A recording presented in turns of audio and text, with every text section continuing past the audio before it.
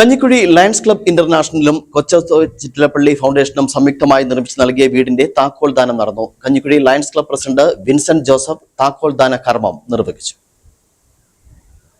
Kanjikuzhi lions ക്ലബും ചിറ്റിലപ്പള്ളി ഫൗണ്ടേഷനും സംയുക്തമായാണ് ബാബു കാരക്കാട്ടിന് വീട് നിർമ്മിച്ചു നൽകിയത്.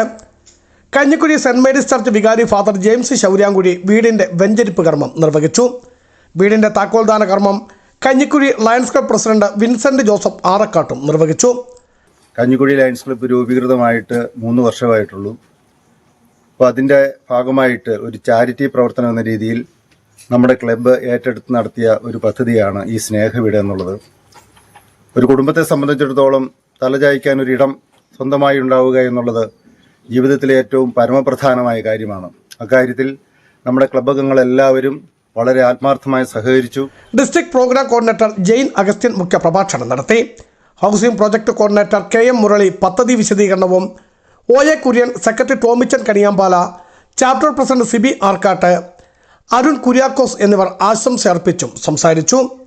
Idukki vision news, Pazhayarikkandam.